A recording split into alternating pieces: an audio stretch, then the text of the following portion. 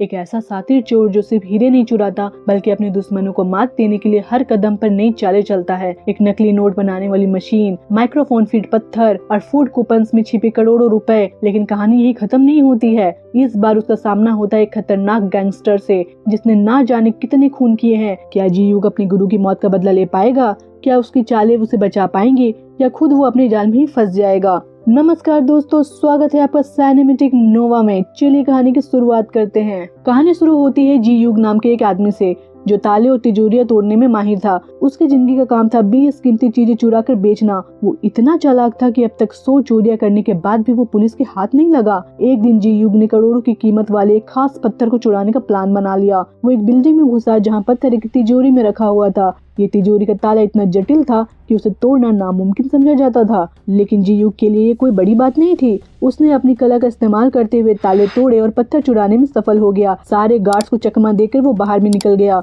लेकिन बाहर निकलते ही उससे एक बड़ी गलती हो गई। वो बेशकीमती पत्थर गलती से टूट गया। उसकी सारी मेहनत एक पल में बर्बाद हो गई। फिर भी उसने हार नहीं मानी। उसने उसे पत्थर जैसा हूबहू नकली पत्थर भी तैयार कर लिया। इसे बेचने के इरादे से वो एक मशहूर दुकान पे गया। दुकानदार ने जैसे ही पत्थर को देखा वो तुरंत समझ गया कि वो नकली है। उसने जी-यूग से कोई भी लेन देन करने से साफ मना कर दिया। उसे पता था कि ये दुकानदार अक्सर नकली चीजें बेचता है। उसने दुकानदार को पुलिस के सामने उसकी सच्चाई उजागर करने की धमकी दी। मजबूर होकर दुकानदार को वो नकली पत्थर खरीदना पड़ा। जी-यूग का सबसे अच्छा दोस्त गुआंग उसका पार्टनर था। गुआंग की एक खासियत थी कि वो मामूली चीजों में भी विस्फोटक फीड करने में माहिर था। दोनों की ये जोड़ी हर मुश्किल काम को अंजाम देने में उस्ताद थी। इस चोरी के बाद जी-यूग ने नकली नोट छापने का प्लान बनाया। उसने असली जैसे दिखने वाले नकली नोट बना लिए, लेकिन उस पे एक समस्या थी कि शराब डालते ही उसके अक्षर मिट जाते थे। जब ये तरीका काम नहीं आया तो जी-यूग और गुआंग ने हीरो की एक बड़ी दुकान को लूटने का फैसला किया। इस दुकान में लगभग 3 करोड़ का माल था, लेकिन ये काम आसान नहीं था। दुकान के चारों ओर सीसीटीवी कैमरा लगे थे और उन्हें कैमरों को हैक करने के लिए एक जबरदस्त हैकर की जरूरत थी।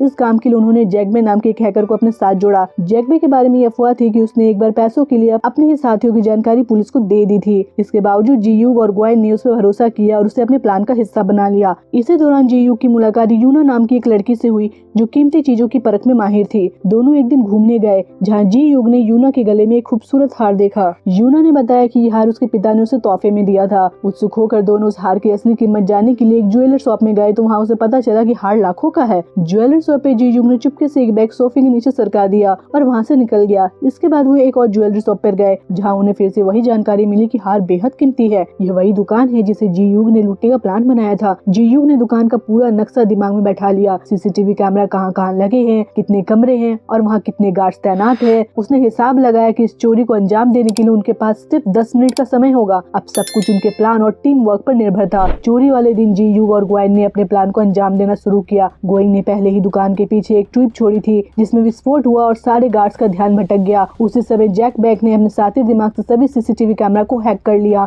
ताकि जी-यूग और गुआंग आसानी से अंदर जा सके, जिससे तिजोरी को छूने पर कोई अलार्म न बजे और गार्ड्स को कुछ भी पता न चले। सब कुछ उनके प्लान के मुताबिक चल रहा था, लेकिन जितना समय उन्होंने सोचा था गार्ड्स उनसे पहले ही वापस लौट आए। स्थिति को संभालने के लिए गुआंग ने अपनी चालाकी दिखाई और गार्ड्स का ध्यान भटकाने के लिए उनकी गाड़ी का शीशा तोड़ दिया। इस बीच जी-यूग ने तिजोरी खोल के सारे हीरे चुरा लिए और चुपचाप वहाँ से निकल गया। चोरी के बाद तीनों जी-यूग, गुआंग और जैकबे ने मिलकर जमकर जश्न मनाया। अगली सुबह जब हीरो के मालिक को चोरी की खबर मिली तो वो आग बबूला हो गया। हालांकि वो चोरी की काबिलियत से प्रभावित हो गया। इतनी कड़ी सुरक्षा के बावजूद उन्होंने हीरो पर हाथ साफ कैसे कर दिया? यह मालिक कोई आम इंसान नहीं था, वो एक करोड़पति बिजनेसमैन और खतरनाक गैंगस्टर था जिसने अपने जीवन में अनगिनत लोगों का खून किया था। वो खुद भी एक बड़ी चोरी की योजना बना रहा था और उसे अपने मिशन के लिए ऐसे ही साथी चोरों की तलाश थी। उसने पहले कई किडनैपर्स और ताला तोड़ने वालों को टेस्ट किया, लेकिन कोई भी उसकी उम्मीदों पर खरा नहीं उतरा। लेकिन इस घटना के बाद वो समझ गया कि यह वही चोर है जो उनके काम के लिए बिल्कुल परफेक्ट है। उसने अपने सारे आदमियों को इन चोरों को ढूंढने में लगा दिया। अब सवाल ये था कि क्या ये चोर उनके जाल में फंसेंगे या फिर अपनी चालाकी से उनसे भी 2 कदम आगे रहेंगे। अगले कुछ दिनों तक चोर के आदमियों ने हर हीरे की दुकान और उनके आसपास के इलाकों पर नजर रखी। आखिरकार उन्हें जी-यूग और उनके ठिकाने का पता चल गया। चोर ने जी-यूग, गुआंग और जैकबे से मुलाकात की और उन्हें अपने अगली चोरी में शामिल होने का प्रस्ताव दिया। उसने वादा किया कि इस काम में हिस्सा लेने के बाद उन्हें 5% कमीशन मिलेगा। हालांकि इन तीनों के पास ज्यादा विकल्प नहीं था। अगर वे मना करते तो वो चोर उनके पूरे परिवार को मार डालने की धमकी दे चुका था। मजबूर होकर जी-यूग ने उनकी सारी बात मान ली। इसके बाद चोर ने उन्हें अपना प्लान बताया। उसने बताया कि लगभग 150 करोड़ का काला धन एक सीप के जरिए कोरिया पहुंचने वाला है। वह सिर्फ एक ऐसी जगह पे रुकेगी जहां दुनिया का सबसे सख्त सिक्योरिटी सिस्टम मौजूद है। इस चोरी को अंजाम देने के लिए चोर ने तीनों को फूड कूपन्स दिए और कहा कि इन कूपन्स के पॉइंट्स का इस्तेमाल करके वे अपने इस मिशन को पूरा करेंगे। जी युग ने तुरंत इस चोरी की योजना बनानी शुरू कर दी। वो जानता था कि उसकी जिंदगी का ये सबसे बड़ा और खतरनाक चोरी होने वाली है। इसी बीच चोर ने जैक बैग को अलग से बुलाकर उसे एक खास डील दी। उसने जैक को ज्यादा पैसे देने का वादा किया, लेकिन शर्त ये थी कि वो जी युग और गोइंग पर नजर रखे। आखिरकार कोई भी चोर चोरों पे भरोसा कर ले, ये आसान नहीं था। अब सवाल था कि क्या जी युग इस धोखे को भांप सकेगा या इस खेल में उलझ जाएगा। उधर पुलिस हीरो की चोरी करने वालों को ढूंढने में जुटी हुई थी। उन्होंने ज्वेलरी शॉप के सीसीटीवी कैमरे के फुटेज को गहराई से खंगाला और देखा कि जी युग ही वो व्यक्ति था जिसने दुकान में बैग रखा था। इस सुराग के बाद पुलिस ने जी युग का पता लगाया और उसके घर पहुंच गई। वहां उन्हें उनकी अगली चोरी का पूरा प्लान मिल गया। इससे पुलिस को ये समझ आ गया कि जी युग चौक के साथ मिलकर काम कर रहा है। चोरी के एक दिन पहले ही जी युग और ग्वाइन ने पोर्ट पर विस्फोटक और सिक्योरिटी सिस्टम को हैक करने वाले डिवाइस छिपा दिए थे। अपने ठिकाने पर लौटने के बाद जी युग ने गोइंग से कहा कि वे चौक को धोखा देकर सारा पैसा खुद रख सकते हैं। यह सुनकर गोइंग भी इस प्लान में साथ देने को तैयार हो गया, लेकिन उनकी इस बातचीत की भनक जैक बैग को लग गई। जैक ने तुरंत जाके चौक को इस धोखे के बारे में बता दिया। चौक को यह बात सुनकर बहुत गुस्सा आया, लेकिन उसने सोचा कि अभी उसे जी युग और उनकी टीम की जरूरत है, इसलिए वो उनसे बाद में निपटेगा। इस बीच जी युग यूना से मिलने गया। यूना उससे नाराज थी क्योंकि वो अचानक गायब हो गया था और उनसे कोई खबर भी नहीं दी थी। जब यूना ने उसकी बात नहीं मानी तो जी युग ने एक बड़ा सा राज बताया। उसने कहा कि उसके पिता ही उसके गुरु थे। जी युग ने यूना को ये भी बताया कि मिस्टर ओ वही इंसान थे जिन्होंने उसे चोरी की इस दुनिया में कदम रखने के लिए राह दिखाई थी। लेकिन एक समय ऐसा आया कि जब मिस्टर ओ इस दुनिया को छोड़कर एक साधारण जिंदगी जीना चाहते थे, उसी समय उनके बिजनेस पार्टनर चौक ने उसे धोखा देकर मार डाला था। यूना को जी युग की किसी बात पे यकीन नहीं हुआ और वो वहाँ से गुस्से से चली गई। जब जी युग के लिए चीजें और भी जटिल हो गई, आगे का रास्ता तय करना उसके लिए आसान नहीं रहने वाला था। कुछ ही देर में चौक के आदमियों ने जी युग को किडनैप कर लिया ताकि वो किसी भी तरह से गद्दारी ना कर सके। फिर आखिरकार चोरी का दिन आ गया। चौक और उसके साथी पोर्ट में घुसने में कामयाब हो गए। वहीं चौक ने विस्फोटक में धमाका कर दिया जिससे सारे सिक्योरिटी गार्ड्स का ध्यान भटक गया। मौका देकर जैक बैग ने सिक्योरिटी सिस्टम हैक कर लिया। वहाँ के लोगों को लगा कि ये समस्या 40 मिनट में ठीक हो जाएगी। इस बीच जी युग और गोइंग के पास पर्याप्त समय था। वे तिजोरी तक पहुँचे और जी युग ने अपनी महारत से ताला खोल दिया। उसने सामने पैसों का ढेर पड़ा था। बिना समय गवाए उन्होंने पैसे ट्रक में भरने शुरू कर दिए और बदले में चौक के लिए फूड कूपन छोड़ दिए। लेकिन तभी धमाके की खबर सुनकर पुलिस वहाँ पहुंची और उन्हें पूरे इलाकों को घेर लिया। जी युग और उनकी टीम अब वहाँ से बाहर निकलने में असमर्थ हो गई थी। इसी दौरान चौक वहाँ आ गया और उसने जी युग पर बंदूक तान दी। उसे जी युग की गद्दारी के बारे में पता चल चुका था। जी युग ने चौक को यूना का हार दिखाया और कहा कि वो उसके कब्जे में है। यूना की जान बचाने के लिए जी युग ने खुद को पुलिस के हवाले कर दिया, लेकिन पुलिस की गिरफ्त में आने से पहले ही उसने पानी में छलांग लगा दी। पुलिस ने उसके पीछे गोलियां चलाई, जिनमें से एक गोली उसे लग गई। उसके हाथ में जो बम था वो भी फट गया।